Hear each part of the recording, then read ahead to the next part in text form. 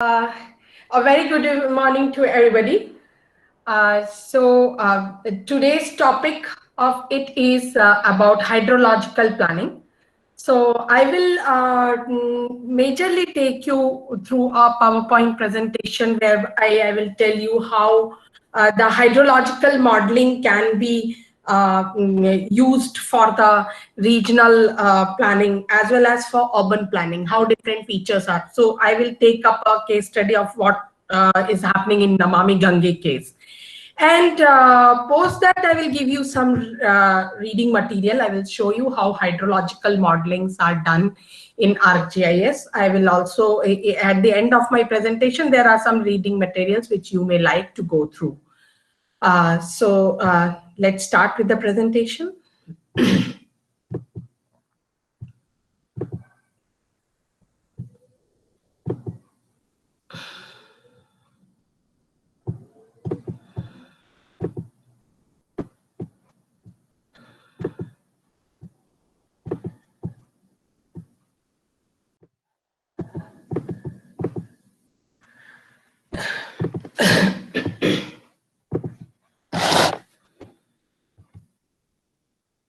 Right, so it is about what we have done for Namami Gange. So how the things have come up in the region, how the different urban planning aspects are taken care in the Namami Gange project. I'll take you through that. So the challenges in that is that the river Ganga is among the 5 most polluted rivers in the world. These are old statistics. Now it is substantially clear, for which it has one of the most endangered ecosystem it has. Each day, 2.9 billion liters of wastewater from sewage, domestic and industrial sources is dumped directly into the river, posing a serious public health crisis to 500 million people who are living in the river Ganga basin. 80% of river are extracted for the irrigation, as well as several hydropower schemes have long stretch of river dry and lead the river dry and significantly compound pollution levels. There is water intensive farming and runoff from inorganic farms include dangerous chemicals like DDT and HDH further aggravates the threats facing on the Ganga river. And tons of religious waste, as you all know that several of the religious places are along the river Ganges. So the religious places are thrown into the river, which chokes it and drainage systems. So what are the challenges and how GIS can support that? So as I have mentioned that it is one of the most polluted and endangered ecosystem. It is an endangered ecosystem. So every point and non-point source of pollution need to be mapped. If we really have to find the solutions for riparian cities, or if we have to look for a complete regional hydrological development, we have to find out all the points and non-point source of pollution. For the non-point source, the hydrological rainfall runoff model can be used according to the land use of the region. I will take you through what are the tools for that. The ecosystem need to be mapped by identifying all the biodiversity zones. A yearly change detection of this biodiversity can be taken in terms of forest cover, in terms of other ecological parameters from high resolution satellite images. So GIS softwares today provides you ample of scope to do a change detection over the region, and it is automatic change detection because it has inbuilt machine learning capabilities whereby you can train a feature. Suppose you are giving the signature of a tree and it will automatically find out all the tree zones of that particular species or coverage, and this way a biodiversity can be mapped. Next problem, as I have told you, a lot of sewerage, domestic waste and industrial waste fall into that. Network model of river has to be created to model the flow of rivers, sediments and pollutants in it. The data are collected by CPCB or SPCB at different monitoring stations on water quality. You can also look into the site of Bhuvan Ganga, which has a lot of sensor-based data available on it. so that you can see that how the regular river monitoring are done. In ArcGIS, you have the facilities to inculcate this type of direct data, and then you can interpolate to see the pollution status between the different stages. So there is a IWT tool which can be used to interpolate the pollution between two different points.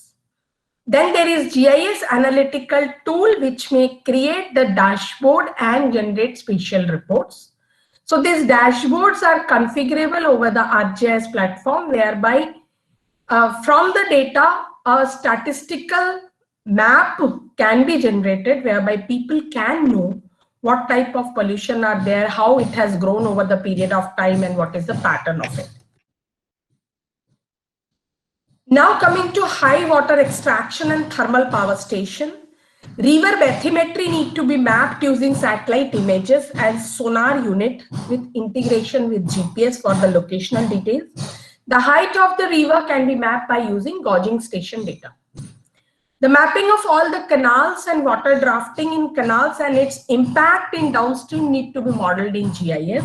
ArcGIS facilitates you with the facility of downstream and upstream network mapping. It automatically shows once you design the network, it defines the downstream stretch as well as upstream stretch. Mapping of all the thermal stations and modeling their impact on the ecosystem. Similarly, for religious waste and dead remains, mapping all the detailed land use within 5-kilometer stretch along river sides using satellite image, and then mapping of location where the deposition of religious waste may be seen, and mapping of those ghats where dead bodies remains are disposed. Lastly, flood. A flood simulation model need to be created based on 100 years rainfall data and floodplain mapping to be undertaken. So inside the platform, there are facilities for terrain data analysis because it provides the base maps of terrain. Using that, a flood simulation model can be developed. Now, what need to be done? You need to create a geodata model. First, you need to understand the complete drainage network and its different geomorphological features, different topographical features, soil related data, geology related data, channel data, hydrographic data, rainfall data, and time series of each of it. The time series analysis of the change in ecosystem parameter of the entire river system, like forest cover, seasonal perenniality of the river and its tributaries and land use along the 10-kilometer stretch on either side of the river.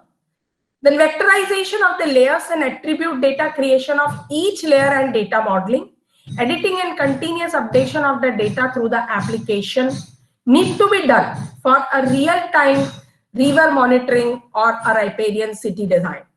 Linking of the sensors. Suppose they have put up the pollution sensors or water level sensors. Those sensors can be directly related with the GIS system for mapping the pollution status and the river level status, and benchmarking of the pollution level and creating thematic maps of the status, and river bathymetric mapping for the how the slopes and how the sediments are getting deposited in the river. And then you can create different spatial models on the top of that. Different type of environmental impact models, like how the forest, estuary, river ecosystem and wetlands are going to get impacted. There can be hydrological runoff model. The tools are already available in ArcGIS Spatial Analyst, which can be used for modeling the assessment of water in downstream as well as non-point source pollution. The linear referencing and qualitative assessment of each stretch of river, because if you want to iterate or interpolate the result between the stretches, you need this. You need a linear referencing in terms of different pollutants, and habitat integrity modeling. This modeling is for habitat abundance, spatial frequency of impoundments, spatial frequency of abstraction of river, the man-made structure that has come up along the time, the bank erosion and channel modification. These are few of the models which can be developed as a part of habitat integrity. Then you can do the flood modeling, as I have already mentioned that in ESRI's software, you have the terrain base map. Over that, you can do the flood modeling from the census data that are being provided by CPCB or other organizations. And then river eutrophication model you can also develop. This is for how much is the depositions inside the river at any stage. Then you can create the GIS enabled dashboard showing qualitative assessment in compared to the baseline quality of the data. And then you can give the different permission systems and you can compare it with them. Now I will take you through few of the case studies which has been applied worldwide for this type of assessment over the hydrological model. Before we go into all the case studies, ArcGIS provide a hydro data model. In hydro data model, there is a definite linkages which are established in the complete watershed of the rivers or hydrology of any of the even lakes. So in hydro features, you can go into the drainage features, the drainage area, the drainage point line data, the catchment, the watershed and the basin. You can look into the schematic junction feature, which are the hydro junctions, which are hydro edges, the flow line and the shoreline, the schematic links between the two, and then hydrography. The hydrographic features, as you can see over the green dots and red dots, that what is the hydro response unit, hydro line and hydro area. These are important for calculation of the runoffs. And then you can also map the channel features and the cross section. This is also essential to measure the flow with respect to the time, that how much flow is happening over a period of time.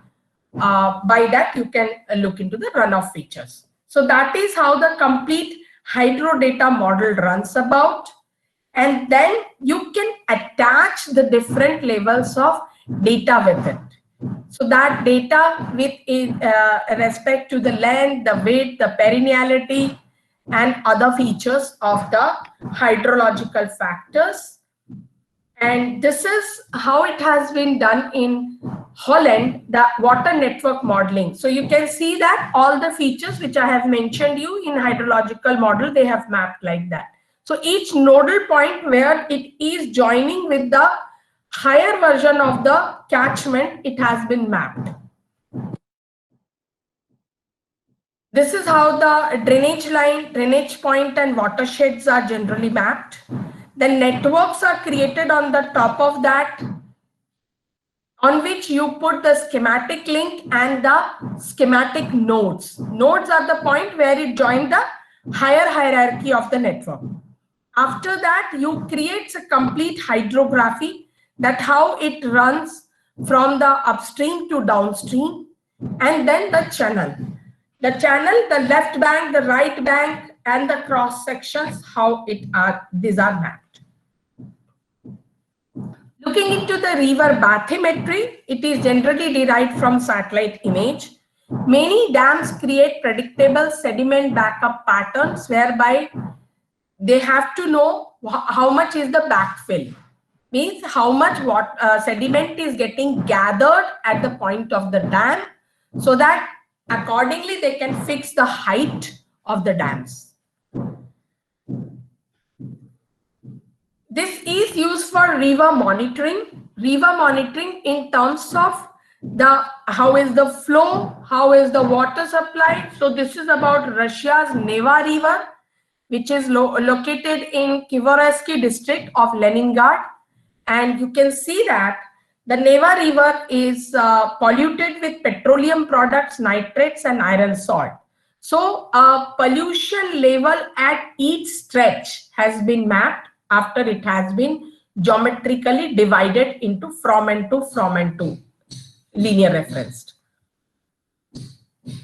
This is Honghe River watershed of China, whereby the assessment of water quality and identification of polluted risky regions has been found out from field observations. So these are the different pollution level: 3A, NH3 to N polluted zones, NO2 polluted zones, carbon polluted zone, TP polluted zones, DO polluted zones. So this way the pollution, different types of pollution interpolation has been carried out for the Honghe River watershed in China. This is again assessing river water discharge. How much water is discharged? So it is in Kampuchea where this study has been done. The objective of the research was modeling of water discharge, and data collection and handling has been undertaken. So there are few topographic features for the model. There are land use feature, the soil map, which generate into hydrological resource unit analysis, and then the weather data is superimposed on the top of that to run a SWAT model.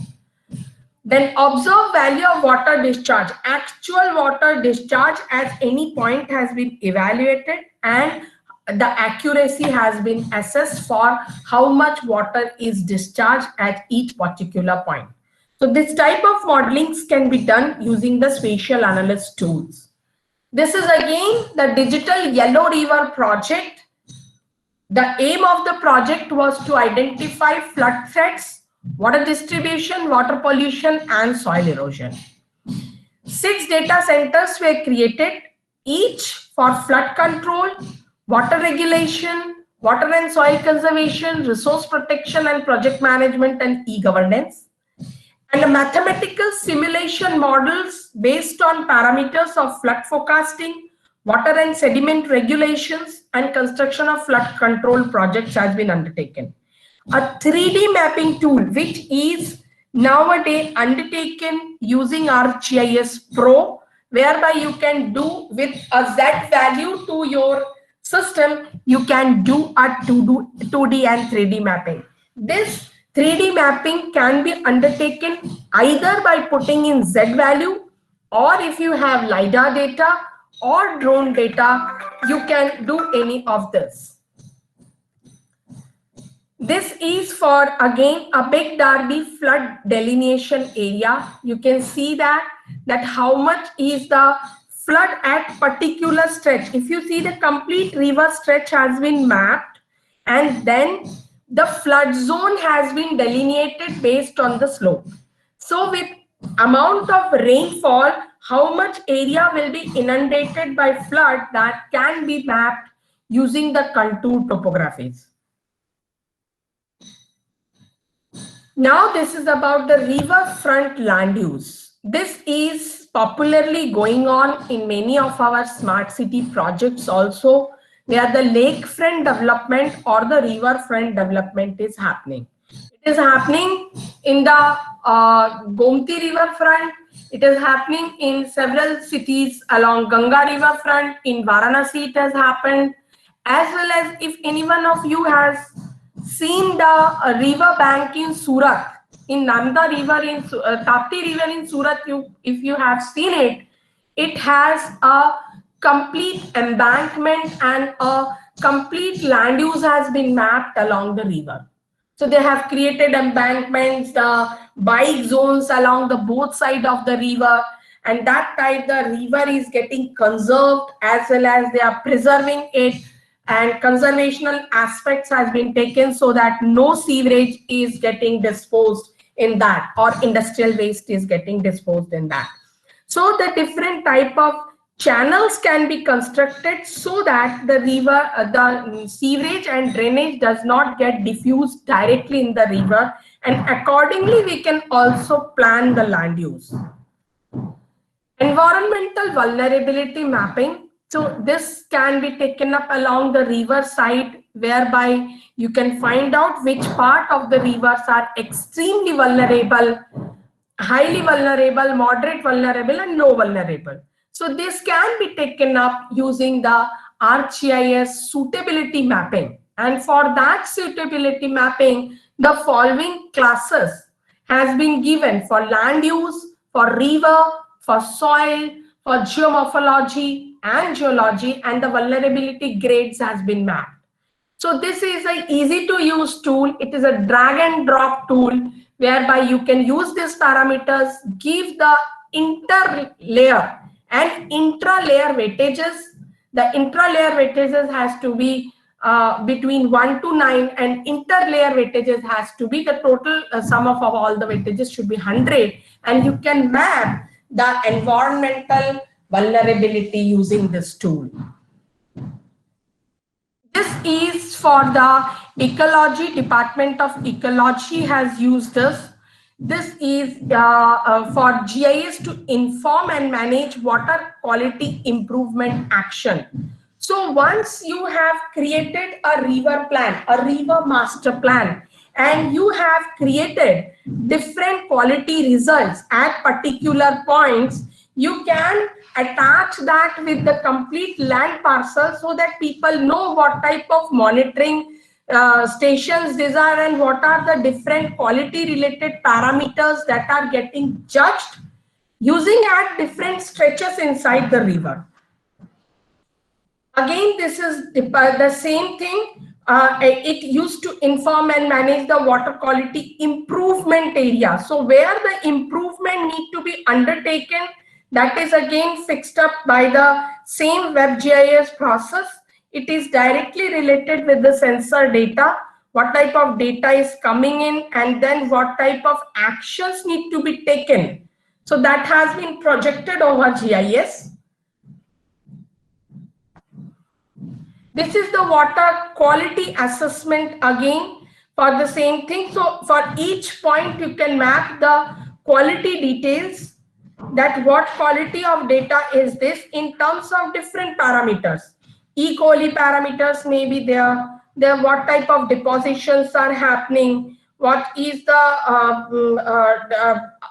bacterial level of the water. So publicly available web map for water quality assessment allows users to find impaired water near their area of interest.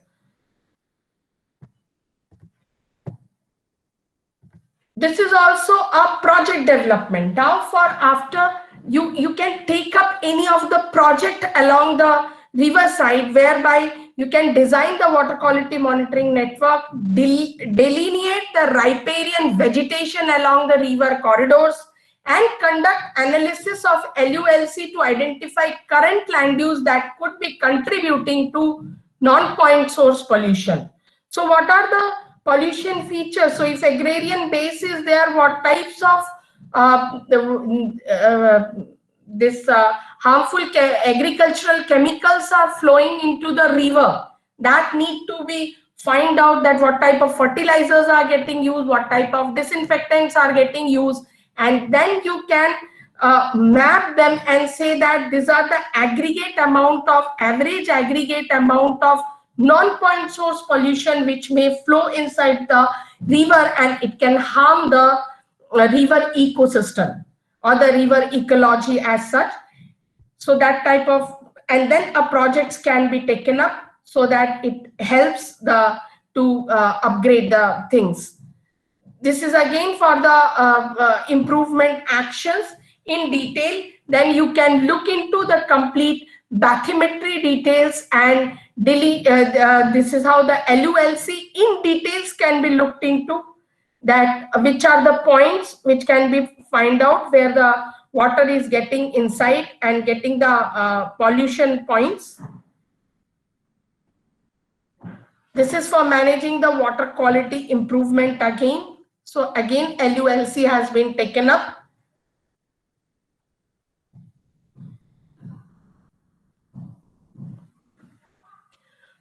This is a permitting and reporting information system which is known as PARIS. PARIS is a database system of ecology which is used to track and share information related to national pollution discharge elimination system for individual permits and general permits, which includes construction of industrial and sand and gravel stormwater, concentrated animal feeding operations, fish hatcheries, and aquatic pesticides. So when you are planning for any riparian cities, You need to take into account all these parameters. It need to be mapped so that permissions can be given accordingly, and over the satellite images you can see how the changes are happening from time to time. This is again the riverfront master plan development. If you look into the details of it projects, it has divided the actual areas into different points. So it has floodplain zones, which is very near to the actual river flow. Then areas of fragile ecosystem, where we can define that no activities can be taken up. The areas of settlement development, which can be from 1,000 meter to 1,500 meters along the river. Areas of agrarian development, where the agriculture can be promoted and irrigation canals can be laid out. The areas of industrial development, along with the treatment plants of industrial water. The areas of riverfront development, so which areas has to be developed as a riverfront area that can be taken up, and the catchment protection zones, because this is very essential. As you know, in majority of the rivers it happens so that we are making a lot of area under built up, which is preventing the catchment, the downwards water, the downward flow of water. In urban areas especially, the drainage system are getting impacted. So catchment protection zones need to be defined.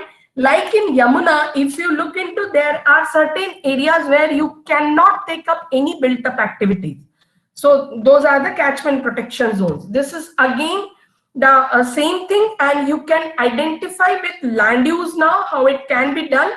So it has the which of the areas are for the medium density residential sectors, the commercial sectors, the lack of recreational zones, then the neighborhood based schools planning, unplanned development along the roads that has taken place. There are some issues, and then we can find out which are the areas which we can plan out. So these are some of the examples that how it has been taken up in details when we create the river master plan. Again, this is these are the zones which are being mapped along with pictures, that what type of developments are currently there and what need to be taken up. So each point is to be attached with a plan which can be taken up. This is again for the watershed development, which are the areas which are proposed for commercial land use, for slum redevelopment along the river, and restructuring culverts. So these culverts are restructured so that the proper drainages are possible from the roads or the built up surfaces inside the river, and water logging can be prevented in the riverfront areas. Water Watch, this is a system in US whereby they monitor the real-time stream flows. They monitor the daily stream flow, 7-day average stream flow, and below normal stream flow. So you can have a look at all of this, that how that is being covered in different parts of the world, whereby they monitor all the flows, monitor all the flood levels, and monitor the pollution levels for making proper hydrological modeling. So how a GIS helps overall is that it helps in continuously monitoring of hydrological parameters, master planning of riverfront, and policy guidelines and permit zones. What can be permitted and which cannot be permitted. So that is how the things are mapped. Now I will show you few of the tools which are there. These are the reading material. I will send you the presentation for your reference so that you can undertake in detail what is there. But let me show you how there are different tools.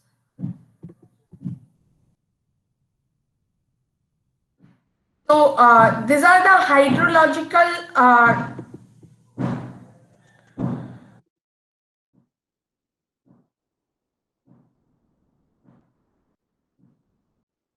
screen coming? Can you see the tools?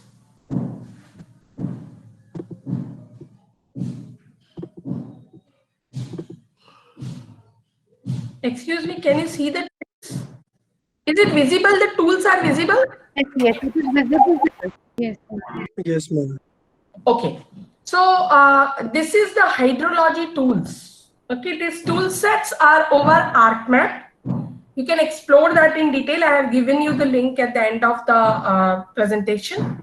These hydrology tools are used to model the flow of water across a complete surface, which can be used for regional planning, agriculture, and forestry planning. These are required to understand how water flows across an area and how changes in the area may affect that flow. So the basis is the hydrological information should have a digital elevation model. Now this digital elevation models can be generated either from topography, or you can generate it from ArcGIS tools also. If you have a satellite image, you can and Z values of certain points, you can do that. Or if you have an ortho-rectified image of a particular area, you can do that. Even using the drone data, you can do a complete DEM modeling. But the basic thing is you have to define a digital elevation model. After that, what you can do is you need to understand the complete drainage system, which is how the catchment and the watersheds are there inside the river system. Then what are the different runoff characteristics which can be automatically calculated using the tools, and then you can calculate different types of basin, fills, what type of sink data need to be created, the flow accumulation at particular points, the flow directions, the flow length, the snap power point, the stream link, the stream order, the stream to feature, which is nothing but a raster representation of linear networks, along with all its the complete drainage system and the watershed. The watershed is, I believe all of you know what watershed is. It is a typical channel that how first order of stream linked to the second order to the third order, and the complete drainage of one tree type drainage can be covered for a particular area. It is between two highlands. Between two highlands, there is a watershed. So that's how it is defined. And you have, these are the hydrological analysis sample application. So you can see that there are different tools to map these are the hydrology, the first thing. Then you get a DEM model. DEM model is from height elevation. Then you can create the flow direction on the top of that. So you can know which are the traces, upstream and downstream traces. And then you can also have the sink functions, that which are the areas where the water is, which are the gathering points of water. So the sink or depression points can be identified, and then you can use the watershed tools to create different types of thematic mapping around it. This is the flow accumulation tools, which is help to create a stream network and calculate the upslope cells flowing to a particular directions. And then these are the spatial maps, which also use the CON tool to map the flow accumulation. So this is essential for hydrological modeling, that how much is the flow accumulation at a particular point of time, and then flow length tool. How much is the flow length of a particular drainage of a watershed, flow path, upslope and downslope. So this is how the tools are, and this is the hydrological modeling tool. So this tool set has given the complete procedure in details, that how watershed need to be delineated using ArcGIS tools.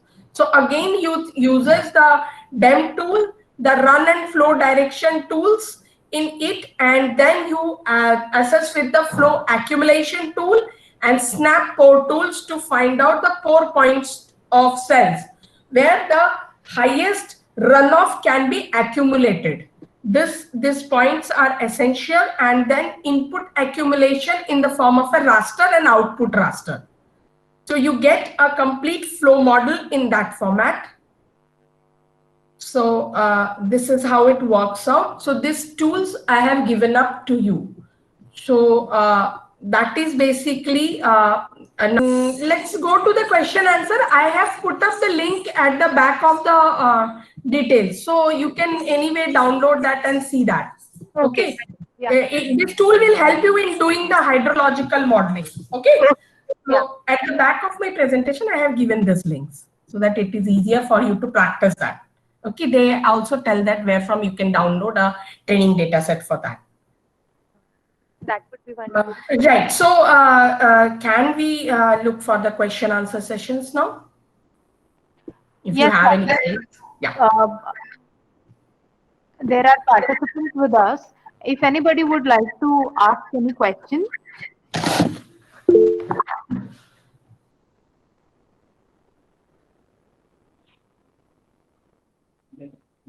Hello, ma'am. This is Isha here. Yeah, Isha. Ma'am, could you elaborate a little about river bathymetric mapping? River bathymetry, for that the satellite images are taken. Okay, this is for sea bathymetry. You must be knowing that these are the underground these contours. Okay, because over the surface you can get it. You can get it with GPS. You can get it with total station or anything. For the underground bathymetry, there are specific satellite images which are there. Okay, that provides you a detail for that, and when you create that, when you put it over ArcGIS Pro, and you can find out tools for this bathymetric calculations.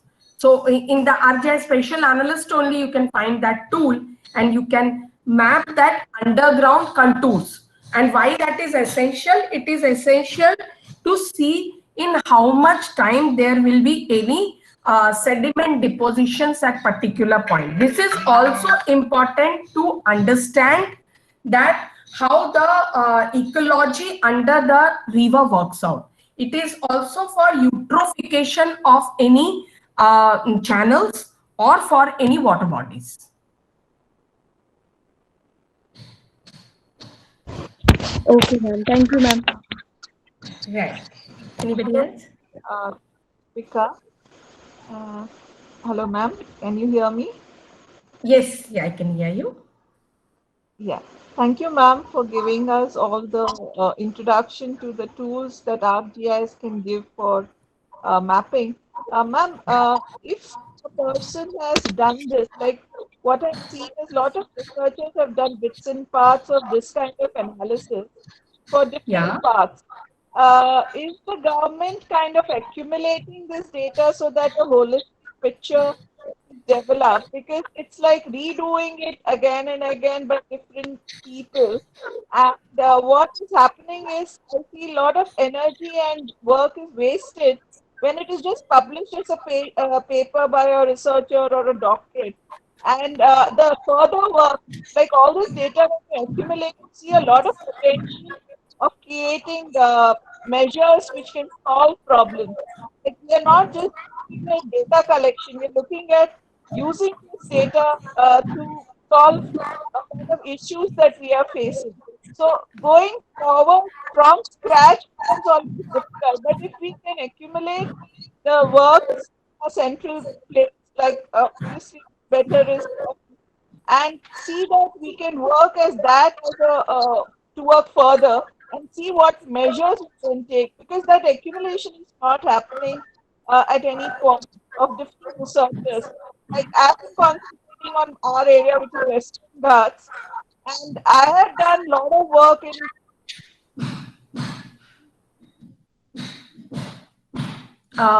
Deepika, we have lost your voice. Sorry, what I'm saying, when I see some place, the data is not added up. So if I am a researcher, I have to start from scratch, and there is no platform or a place in any way where I can see the past work and build on it and develop it further for finding solutions. Do you feel or do you know of anything that can be used to build on Uh, it already okay. done? Okay, but what I would like to tell you is that SPA Bhopal is having our platforms. Okay, I think they have complete ArcGIS server and everything is there.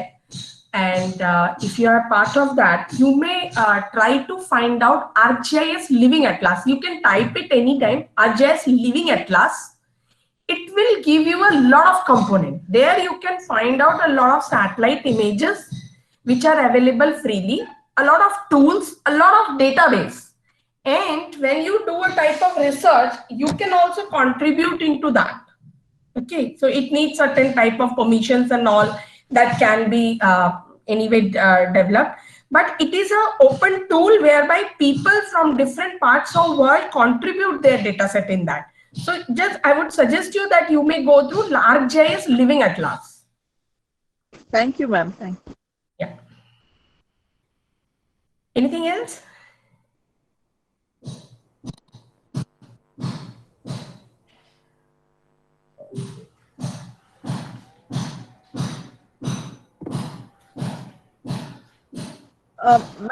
One more question.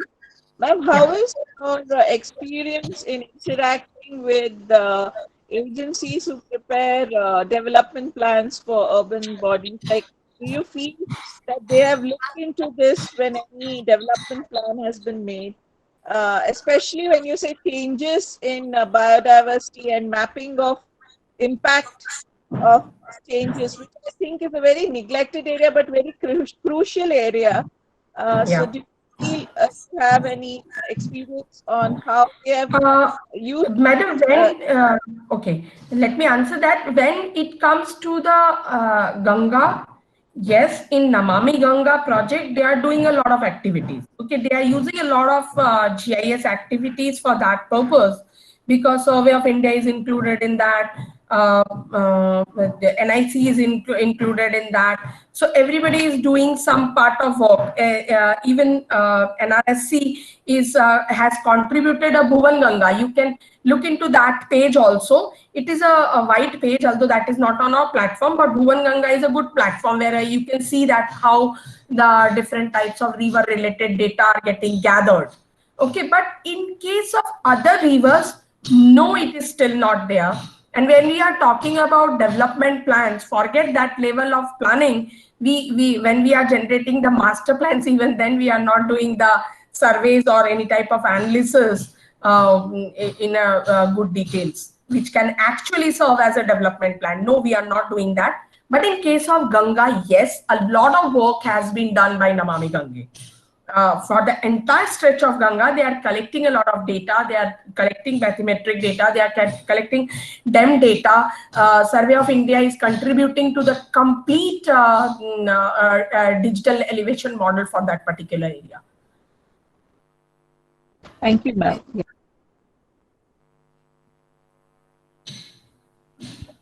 Anybody else?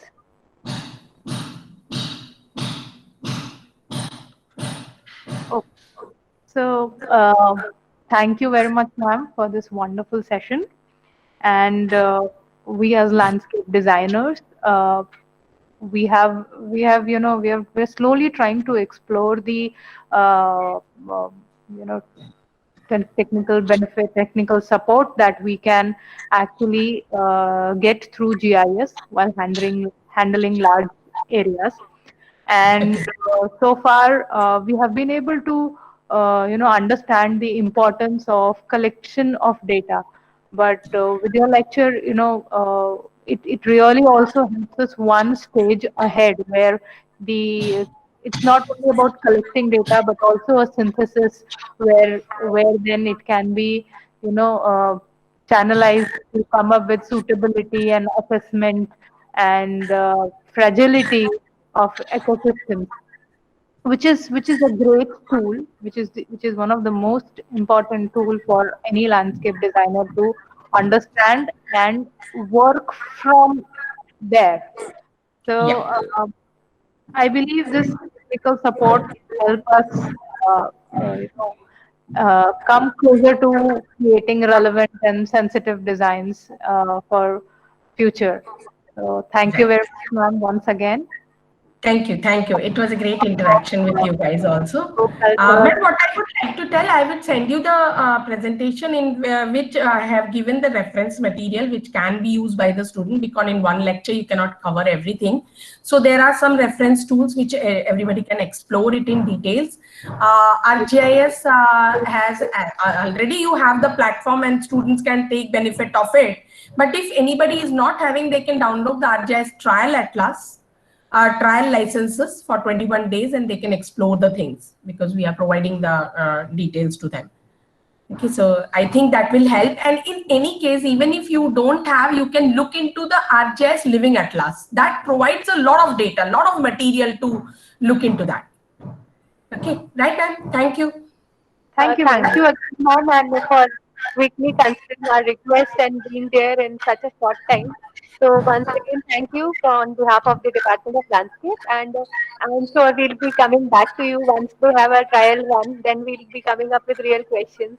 And Right. GIS has a lot of scope, and as regional planners, this is one of the tools one must learn, and Yes.